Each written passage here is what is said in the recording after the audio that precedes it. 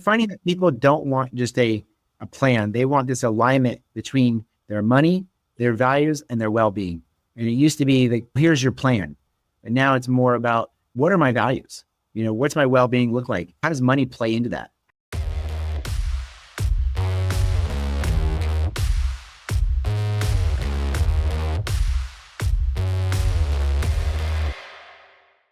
Hey, everybody, welcome back to another episode of Next Mile. I'm your host, Kyle Van Pelt, co-founder of Milemarker, and today I am joined by Jason Weaver. Jason is the managing partner at Weaver Consulting Group, and fun fact, his amazing office location in California is right above a very popular surf shop. Jason, thanks so much for joining the show. Thanks for having me. Of course, man. All right, so I asked every guest the same first question. This is not going to be any different. I've had over 100 of these conversations on air and off air, and I've found everybody has their own unique path to our industry. Some people, it's very traditional. They followed in family footsteps. Other people didn't even know this was an industry to get into, and they came in the side door halfway through their career. But whether your path is traditional or untraditional, I've found everybody has what we call a money moment. And that's that moment in your life where the light bulb clicked and you said, this is it. This is what I want to do. This is how I want to spend my time. So Jason, for you, what was that money moment that led you to sitting in that chair having this conversation with me today? Yeah, so my money moment is definitely non-traditional. I was studying at UC San Diego, and I was getting my history degree with a minor in law and society. And I was actually rooming with my brother, who was attending law school down in San Diego. And I remember walking into his bedroom one night, and he was curled up in a ball. And I asked him in the morning, I said, what the heck was going on? And he said, I was doing fact patterns in my head the entire night. And that was it. I pivoted right there. I said, I'm not doing that. So I had to totally, figure out, what am I going to do with a history degree? I convinced UC San Diego that I had an internship at American Express, was actually American Express Financial Advisors, but I was going to do a paper on American Express. And so I started in the mailroom. They thought I was actually doing research at American Express. And I just worked my way up. I actually became an assistant for one of the divisional managers. And he was a very successful guy. And he only worked about 25 to 30 hours per week. And I told myself, okay, if I just work 60 hours or more, then I can be successful like him one day. Wow. What a story. What a story. That's amazing. All right. I've got to ask you, since you studied history and you decided that was something you wanted to do you have a favorite era of history or a favorite, time that you really, really loved that kind of stuck with you? I studied mostly the wars. My favorite war was actually World War II. And just because all the amazing leaders at that time, just the different battles that occurred, how things could have swung for the world itself, and what direction we would actually be in if, Japan had won. So that was really my favorite. I studied most of, I'd say probably 60, 70% of my classes were toward the wars, but specifically World War II. Oh, super interesting. All right, I'd be remiss then if I didn't ask. So you being a managing partner, you're leading. Is there any characteristics from the leaders of the World War II time that you really latch onto and say, hey, this was common, this is something I see in these leaders that I really want to emulate in what you're doing? I think Winston Churchill. If you look at what was happening, England was the underdog for quite some time in that war. And he really was that leader that people grabbed onto with his fighting spirit. He never gave up. He had those passionate speeches. And a lot of times when we're in the trenches where the markets are correcting and, clients want to get out, we have to be that leader. We have to be the solid, voice to keep them invested and keep them moving forward.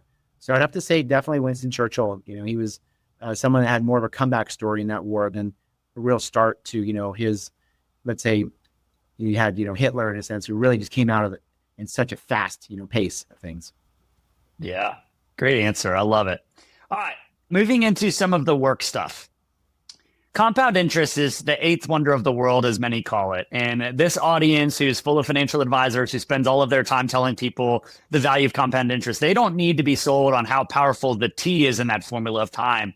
But one of the projected killers of wealth for this next generation is gambling, specifically sports gambling. So you have a passion for helping young people convert that interest in gambling or sports gambling into investing. Where did that come from? I think that's really unique and a really cool passion. So I'd love to give you the floor to talk about that a little bit. Yeah, so I've always had a deep passion for helping teens and young adults grow, specifically in discovering who they are and self-awareness.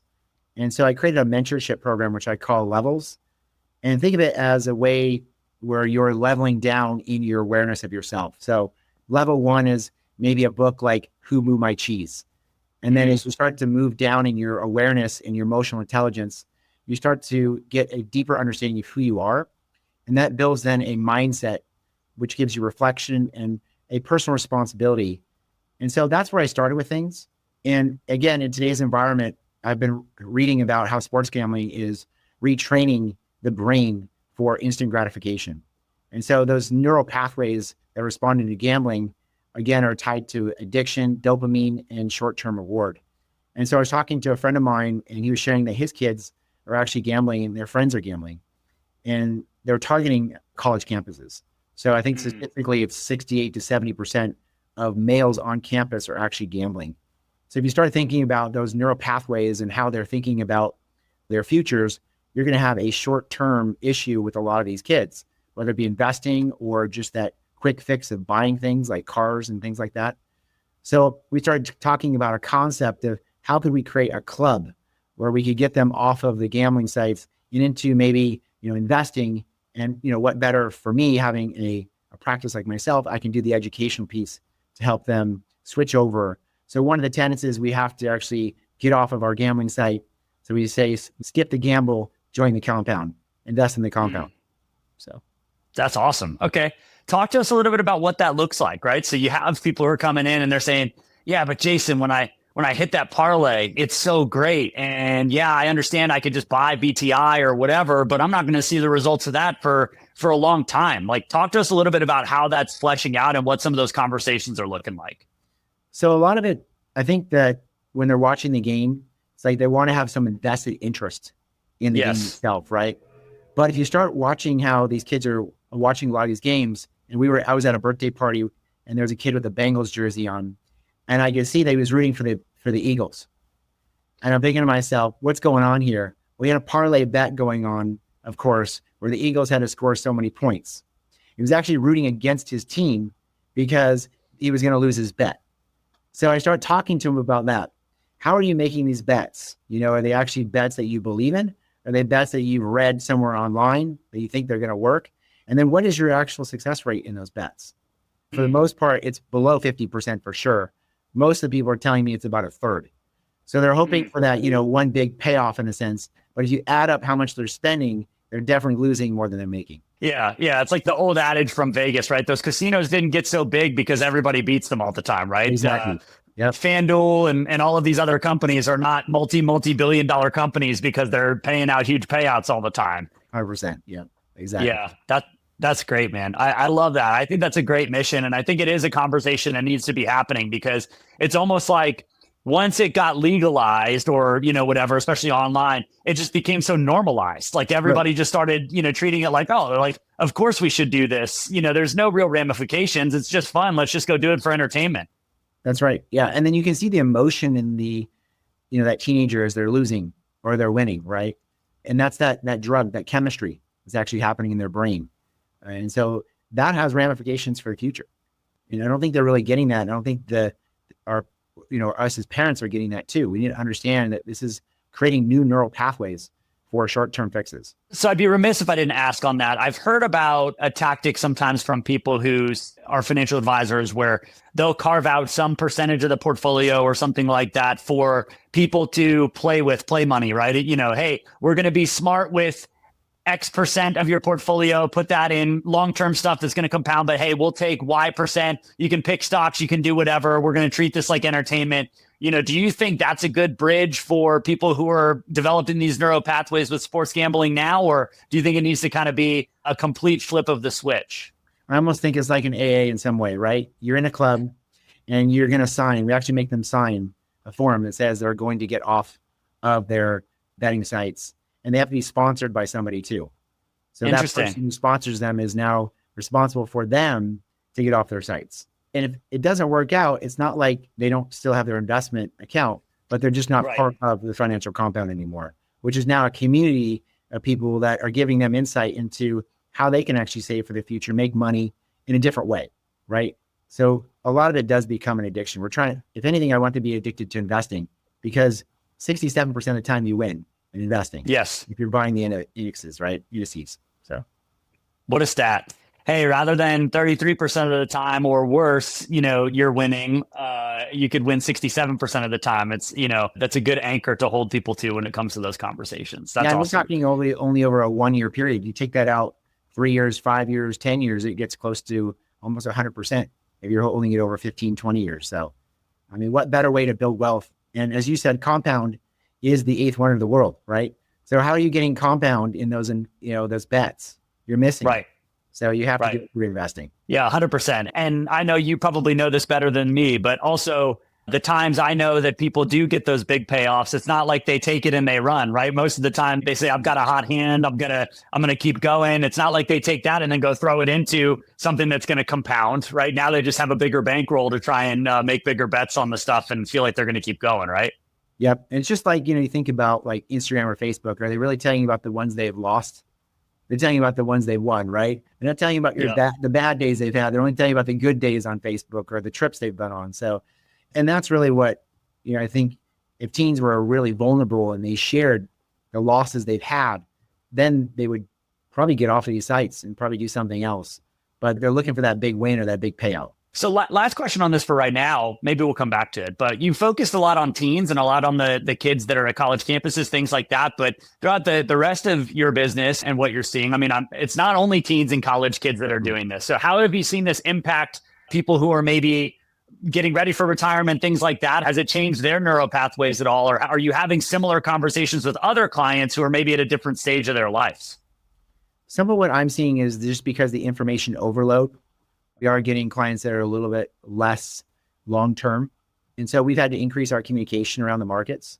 So we do a monthly conference call that everybody can sign on to. And I tell them, this is where you can get information that's not biased. We're interviewing companies like Franklin, Fidelity, Vanguard, and they're giving us their take on the market. So get your information from sources you trust, not from that little one-liner you see, on some website or Google feed or something like that.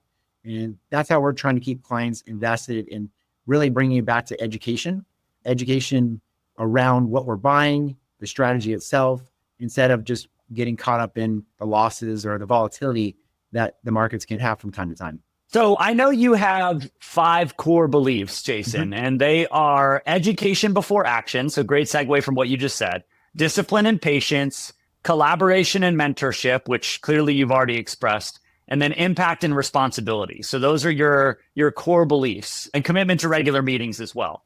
Let's highlight a few of those. I think a lot of people have probably tried mentorship, and we know that it's only really as successful as the least invested of the two parties, right? So somebody might be really, really interested in mentoring or really interested in being mentored, but the other side's not as committed. How do you keep both people invested when you get into something like that? When you're talking about collaboration and mentorship, how do you make sure that both sides stay aligned? So mentorship is going to be where you've got a sponsor for us. So I will be the leader of the group itself, but you're going to have a sponsor. And so that's where the accountability comes in. And as you're saying, you're only as good typically as the least common denominator in many of these groups. We've got to keep this group where most of the people are attending. The more they attend, they won't fall back in the education. As you fall back in the education, then what's happening is that people are going to be talking about concepts that you don't know. So the other thing we're doing is we're using a website where after every meeting we have, we're actually loading the content. So they can catch up on the content they've missed and stay part of the relevant conversation. And you got to have some type of check-in, right? And you got to measure some type of success. So we're not only measuring that financially, how are we going to do, but emotionally and behaviorally. So how are we doing across the entire spectrum? Are we going back on the sites? Or are we actually just investing and thinking about investing itself? So that feedback loop is how we keep people accountable. And I believe that's how mentorship can work for you. And then trust, right? Trust comes really from accountability. And so if we can keep people vulnerable, but also in a state of where they're transparent and they're being really honest with us about how they're feeling about investing versus what they were doing with gambling. And we can have those insights and people will catch on to those stories. And that story then fuels them to keep going. Because we don't necessarily want, as teenagers to hear, you should do this or you should do that. I want to hear a story that I can relate to. And then if I actually relate to that story, that's something I'm actually going to grab onto and move it in that direction. Yeah, that's really well said. I love that. This podcast is brought to you by Turncast. We make game-changing content for fintech and financial services companies. Learn more at turncast.com. Hey, Next Mile listeners, Jessica here from Milemarker. You know, we talk a lot about reaching that next mile in your business journey, but let's be for real for just a sec. If you're an advisor, how much time are you spending wrestling with data instead of actually advising your clients? I've worked firsthand with tons of advisors over the years, helping them achieve real success and breakthrough growth. But I keep seeing the same roadblock everywhere. Brilliant advisors stuck spending hours pulling reports from their different systems, trying to create meaningful client presentations and struggling to get a clear picture of their firm's growth. Does this sound familiar? Here's what I've learned. The advisors who are scaling and growing aren't necessarily smarter. They've just figured out how to get control over their data. That's exactly why I joined Milemarker, because they've built a solution that changes everything for how you manage and grow your firm.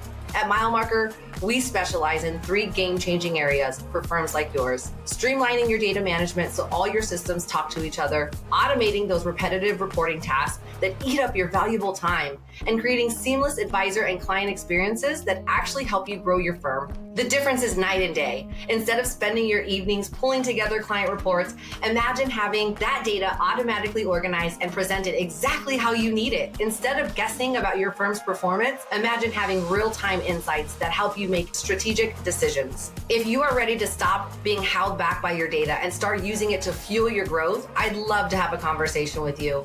We're offering Next Mile listeners a complimentary consultation to explore exactly how we can help you transform your advisory practice. Don't let outdated processes keep you from reaching that next mile in your firm's growth. Visit milemarker.co and mention the Next Mile podcast, and I'll personally make sure to get the insights you need to take control of your data and scale your practice. Because your time should be spent building your business, not buried in spreadsheets. So speaking of tying all of those things together, I think one thing you're really passionate about here too is doing in-person meetings. And so with the world being so digital and asynchronous and remote and, a lot of things where you're texting or even like you said, I love that you have this stuff that gets uploaded. They can watch that on their own time, almost like DVR for the content, but you really stress being together in person. How much of that is accountability, or is there other motivations for why we should be in person together, talking about these things and growing? Yeah, again, it comes back to like, if you're in person, you can see the person's reactions. You can have, deeper conversation. You can actually create friendships. If you're online and you're reading something after by yourself, you're not going to create that friendship, that bond. And that's what I'm trying to create, is this compound in a sense of people that are like-minded, that are coming together, and they're getting not only maybe some great education around their finances, but also a friendship. And so I see that's why it has to be in person as much as possible. But a lot of these kids are going to go to college, and they're going to miss certain days or whatnot, so they can log in and get caught up. But for the most part, if they can be in person, we want to be in person. I love that. Then there's a huge parallel there to running an advisory practice too. That, there's all kinds of stuff you can do remote, async, you can, drop statements, you can, maybe plan over Zoom, all of that type of stuff. But there has to be an element there that face-to-face or in person still can't be completely replicated. Yeah, we've actually, we do our client events, and we have 2 wine events, and we have a brunch event. And it's really neat to see we've built a community within a community. So within our practice, we have people that are looking for each other at these events. And so they've built friendships within our actual practice itself. And I see that the same way. You're looking for like-minded people. If we can bring them together at an event like our wine event, and all of a sudden they create a friendship, they're going to keep coming back to that event. And that's how I see this working too for the teenagers. Yeah, that's really cool. Okay. So as we mentioned earlier, with what you're doing with the compound and everything like that, you don't want to just eliminate bad habits. You want to encourage good financial habits. So in addition to running Financial Compound Program, you're running Weaver Consulting Group, and your firm prides itself in putting humanity back into retirement planning. Can you explain what that means to the audience? So from our vantage point is we try to individualize the planning experience and then educate them to understand the strategies we've chosen together to make sure that we can help them have a wonderful life. So I find a lot of, this content you're seeing is not individualized. So I can chat GPT anything I want in a sense, or I can, Google something. And how does it relate to me? One of the things that keep showing up right now is Roth conversions. It's like the biggest thing. It's like the clickbait of all things is Roth conversion. We have all these calls coming in. We keep talking to them about, well, do you understand there's taxation involved? Do you understand, what that's going to look like? You're going to have to pay taxes. You're going to deplete your other account, your trust account, to pay the taxes on your IRA to Roth conversion. And so there has to be education on an individual level to their situation. Not that this is just such a great strategy, that everybody should do and adopt. And maybe it works more for younger people than older people, but that's not how we can release content today, right? It's more in a blanket statement. We want people to get onto our podcast or onto our site, right? So we're using more generalities. So that's how we're bringing humanity back into it. We're meeting face-to-face or Zoom, but also then bring education into it to individualize the experience itself. Yeah, that's great. I love that. I think there's a big element too on the humanity aspect of this that I've chatted with a couple people about how even with AI or all of these things, you can have the most optimal answer, right? Maybe the textbook answer is a Roth conversion or something when you look at this just from a spreadsheet perspective or numbers perspective. But when you have the human element, it doesn't always make the most sense, right? Sometimes the most optimized answer isn't the right answer for that household or for that family. I totally agree. Yep. And then you have to look at family dynamics too, right? Do they have kids? Do they not have kids, right? On that conversion. And now with the new rules where if they die and they're older, it has to be paid out over 10 years. So if you paid the taxes up front, that payout's over 10 years. So was it actually a good strategy in the end? Yeah. So some of the people I talk to, I think I really love the mission of, hey, how do we spend time in person? How do we put humanity into the planning aspect? How do we really have this high touch, high relational aspect of this? But at the same token, most people want to grow. Most people are wanting to go bigger. A lot of people are thinking about how technology can increase capacity or things like that. And in some ways, I feel like there's a little bit of a war between growth and growing of the firm with how do I have really deep relationships from a human to human perspective. So when you're looking at the future of your business and everything, how are you thinking about that tension of growth, capacity, scalability, but also really making sure you're putting the humanity back into the planning, having those real touch points, having those client events, and having meaningful relationships with your clients? Yeah, that's a great question. So growth from our perspective, if we're doing it through referrals, is going to be a lot less time consuming than if I'm trying to do marketing events where I'm at seminars or doing a lot of dinners. And that's going to take away from my existing clients. And I found that in my career, some of the most successful advisors weren't the best when it came to strategies. They were just really good marketers. So what we're doing is we're trying to create an experience with clients where it's more of a referral-based system. Our clients are referring us. We do have center influences, but most of our actual referrals, 80, 90% come from clients themselves. So then they've got to have an attachment to us and a trust to us. And then we're using the technology that you described as an amplifier. How do we then increase our communication to them to make sure they're getting a good experience? So do they want to see a dashboard that shows, like an Orion tool, their rate of return and their allocation, which they can do by themselves? We don't have to be on there with them at all times. Are they using our Fidelity website to just see the day-to-day performance? So we're using the technology, but it's an amplifier. We're actually then taking the data and interpreting it to show what's the story for them. How does it look for them? What's the planning tool we're using to make sure they're on track? And what we're selling really is confidence, right? At the end of the day, the client wants to feel confident about their future. Very good. I love that. So, all right, you mentioned Orion, you mentioned Fidelity. Milemarker is a technology company. I'd be remiss if we didn't talk about some of these things a little bit. So what is some of the technology that you're using right now in your firm to achieve these goals and to help you live out those core beliefs? So on the CRM, we're using Redtail. It does integrate pretty well for us. We've actually used some of the new AI with Redtail to help with the meeting so we can be more present and let the actual tool work for itself.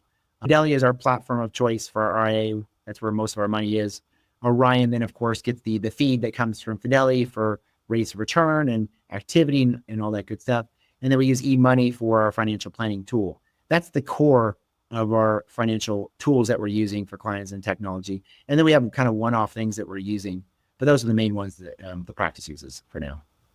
Yeah, that's great.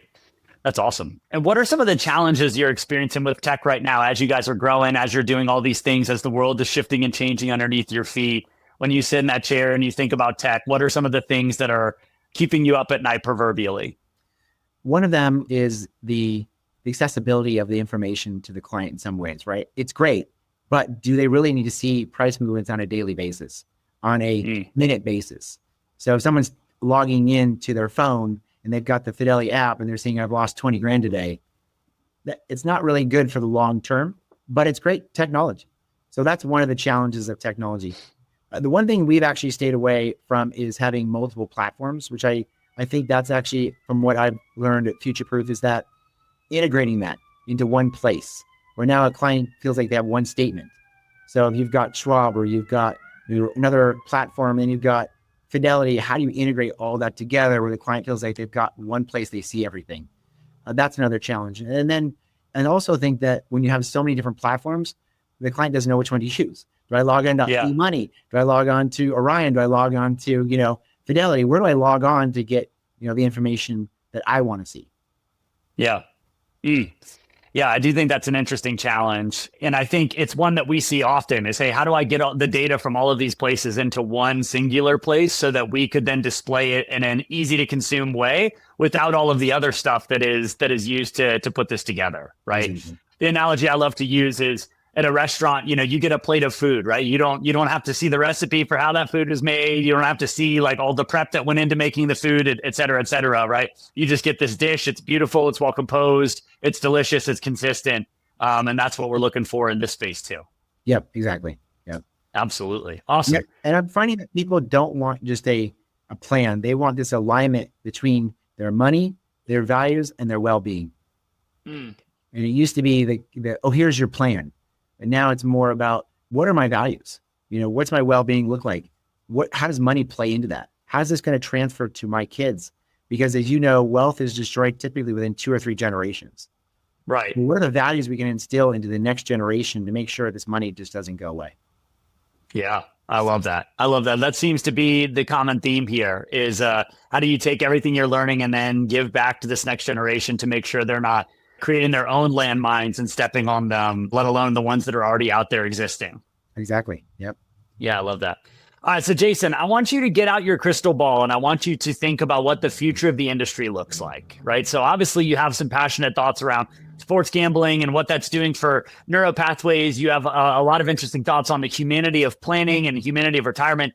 But one of your jobs is to sit in that chair and look a couple of years into the future and position yourself well for what's happening. So this could be technology, it could be outside of technology, but just when you look in that crystal ball, what are some of the things that you see coming down the road that you're preparing for at Weaver Consulting Group and Financial Compound and just in your life in general? So in the practice itself, we believe it belongs to firms that combine authentic human connection with intelligent systems.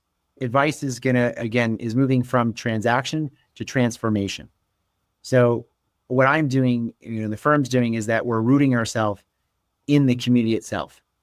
And we're going to make sure we have a presence, because that presence is going to be what connects people to you. So am I connecting to a bot? Am I connecting to some system that's talking to me? How do I know it's actually you? So if I'm rooted in my community, whether on, the Surf City Fire Board like I am, or the Police Foundation or something of that nature, how do people know who I am and who my firm is versus some AI-based firm that's operating, bots or humanoids or whatever it might be?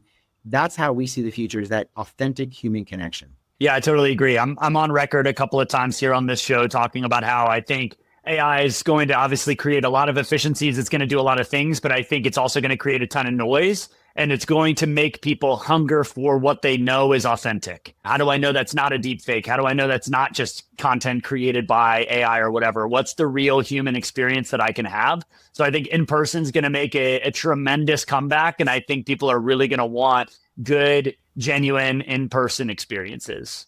Yeah, and then you're also looking at the security of things, right? So is that really an email? Is that a request? There's so many different scams now are getting so good. How do I know it's from you? And so we've got to get that authenticity where someone knows even what your voice sounds like, right? How you write to that degree, where they actually feel like they're safe and they're secure with you. Yeah. Yeah. Well stated. All right, Jason, we are going to move into the final segment of the show. We call this the Milemarker Minute. It's a series of lightning round questions aimed to get to know you a little bit better outside of the work you're doing at Weaver Consulting Group and the Financial Compound. So are you ready for the Milemarker Minute? Let's do it. All right. If you could travel anywhere in the world that you've never been to before, where would you go? That's a great question. Indonesia. Indonesia. Oh, I've never heard that one before. That's a great answer. I'm gonna go on the side here and ask why. Why Indonesia? I've heard there's really good surf there. You can get really inexpensive massages. The weather's good, and the water's warm. I love it. Great answer. Did you read American Prometheus prior to the Oppenheimer movie being released? I did not. Okay. What is the best road trip you've ever been on before? After I graduated from college, I was actually, I'd call it a road trip in many ways, for 2.5 months around Europe. Oh, wow. Started in London, went through to Belgium, like all around Europe. And then for 2.5 months, I mean, that was probably one of the greatest trips I've ever been on because the history of World War II was right there at my fingertips. That's really cool. I can imagine that being impactful. So the name Milemarker of our company is all about being a symbol of progress, right? And we believe progress never stops. Jason, what is one thing in your life that you're really focused on making progress in and that you're measuring? I'm always growing. So I believe there's 2 states, growth or decay. And so I always want to be growing in my awareness, in my community, with my family. And so I'm always reading, listening to podcasts, and just trying to stay as current as possible with everything. Good segue into the next question. What is the best book you've read or listened to in the past year? So I would be remiss if I wouldn't say I wrote a book myself. So I actually co-authored a book called The Hum. It's on Amazon. It's on Audible. But really, my favorite book is The Laws of Success by Napoleon Hill. I love it. We will link up your book in the show notes. That's awesome. What is the best flavor of ice cream? This is kind of funny. So when I grew up, I was only able to eat sherbet because I was allergic to milk. Okay. And so fast forward now, I have my son and he's allergic to milk and I'm giving him sherbet. And I actually looked then at the ingredients and I realized that sherbet has milk in it. So today, actually, my favorite flavor, because I wasn't able to eat the chocolates and the vanillas, is actually cookies and cream. Oh, man. That's amazing. Okay, Jason, there is an alternate universe, and in this universe, you have nothing to do with financial services for a career. In that alternate universe, what career did Jason Weaver choose and what path did you go down? I probably chose some form of teaching. One of the things I thought I would always do is that at some point I would retire from financial services and I'd be a history teacher. And it was, again, so much into the wars, I thought that maybe like a junior college or a college where I could, teach, World War II of some sort. I love it. All right. And then if you had one message for the audience that you just wanted to tell them, what is that one message you would give them? I'd say invest in yourself. Invest in yourself first. And, at the end of the day, that's your greatest return is yourself. So the small business owners we work with, we tell them, your number one return is most likely going to be your business. I'm your diversifier. So when you're ready to create another income stream, that's when you use me. I love that answer. That's a great way to end. So, Jason, you made it through the Milemarker Minute. This was a really fun conversation. I appreciate the work that you're doing at the Financial Compound and then obviously Weaver Consulting Group.